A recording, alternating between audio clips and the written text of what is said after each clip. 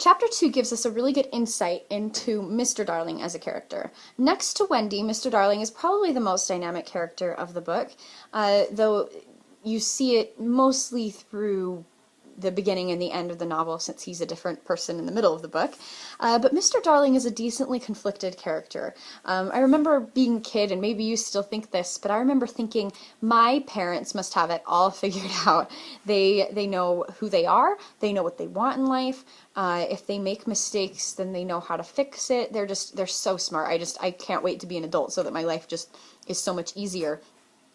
But now that I'm a little bit older, I'm not a parent, but now that I'm older, I start to realize that my parents probably don't even still really know entirely who they are. Not because I don't love and trust my parents, but because people just spend their entire lives trying to figure out who they are and what they want and trying to make good decisions, and sometimes it doesn't work out and sometimes it does, and you see a lot of that in Mr. Darling in this particular chapter.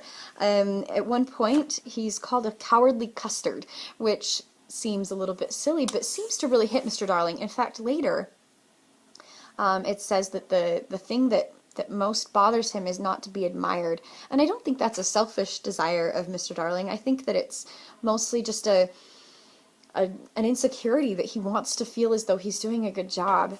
You see a little later he says that he, after he ties up Nana, he was ashamed of himself, and yet he did it. It was all owing to his too affectionate nature, which craved for admiration. When he had tied her up in the backyard, the wretched father went and sat in the passage with his knuckles to his eyes. So poor Mr. Darling, he wants so badly to do what's right. He's trying to, at this time in history, and it happens at the turn of the century, the 1900s, which you finished reading about.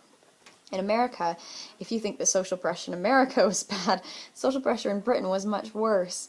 And for Mr. Darling, who lives in a very male-dominant society, if he's kind of craving that attention, and if he's craving love, that's not in some ways, socially, it doesn't really look very masculine.